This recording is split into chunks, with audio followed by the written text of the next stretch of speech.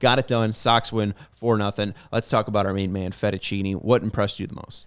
The most impressive thing, of course, he had a bunch of strikeouts, 6 strikeouts today. But today, I think the 4th inning, he had 1 out, and then you see Rafael Ortega misjudge a ball because he loses in the lights, and it's been a common theme. You saw Tommy Pham lose one in the lights also, but he happened to catch that one. But it was credited as a double. So you got 1 out, guy at second with some people coming up that might do some damage. Joey Meneses, who had a 4-for-4 game in the first game. White Sox hadn't got him out until Erick Fedde struck him out in the first inning of the second game, and then in that 4th inning, struck out Joey Meneses, and then got Garcia Jr. to pop out. That is what I'm talking about. Picking your teammates up, even though they made an error or a mistake, pitching over those mistakes. Because we know with this White Sox team, there are going to be a bunch of errors. There are going to be a bunch of missteps. You need your pitchers to sometimes step up for the defenders out there, and the same thing for the pitchers or for the hitters. Like, your pitcher's sometimes not going to have A+ stuff. And so you need to supplement that with some of the bats that the White Sox were getting. But Fedde, man, if you would have asked me, would you have gotten this performance from Erick Fedde after 9 starts? I'm like, hell no.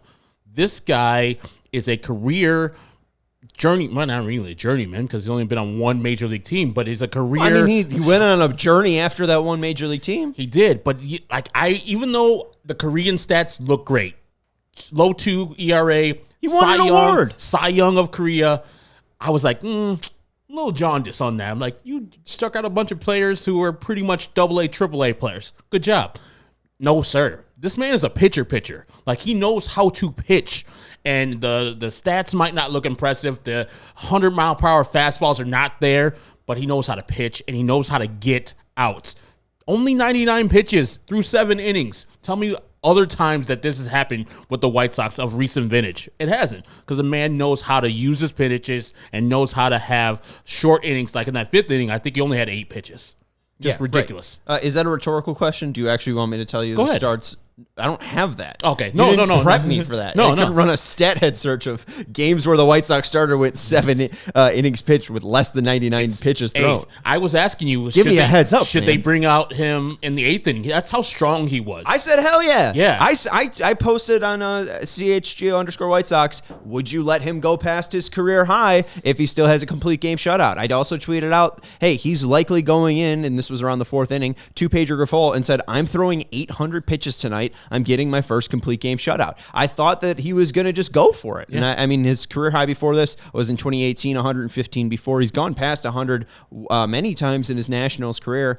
I thought that, why not? I mean, he got a 3-0 lead, and then it was a 4-0 lead because of Andrew Vaughn. Thank you very much. I kind of trusted him. There was no one that really scared me a ton. Maybe CJ Abrams, but once you get past him, you're past him. Joey Meneses was pretty dangerous in game 1 going 4-for-4, but Fedde handled him fairly easy. I think there was 2 Ks. I don't know if he saw him for a 3rd time. So I was all for Fedde going out there, and he was efficient for most of the part.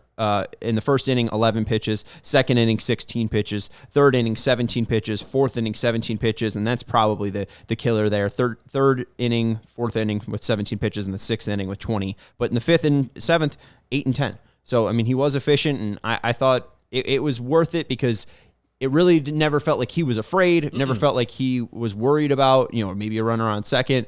He knows if a lefty's up, I'm throwing my splitter. If a righty's up, I'm using my sweeper. We saw more of what we talked about on Monday. 36% sinker tonight, 35% cutter, 18% splitter, 10% sweeper.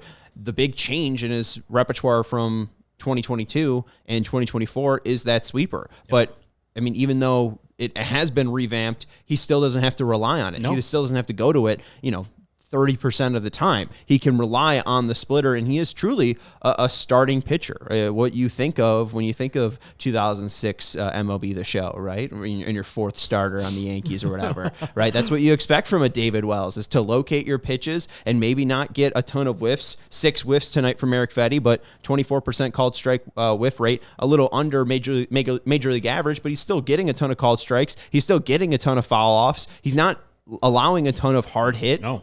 I'm excited about Erick Fedde. He's been very good, and that's why, again, I think that we might not think of him as a great value. And yes, the ERA is probably not going to stick at 260, but I think there's a real chance that Fedde gets a little bit of some bidding on him because he does have such an easy buy-in for most major league teams. We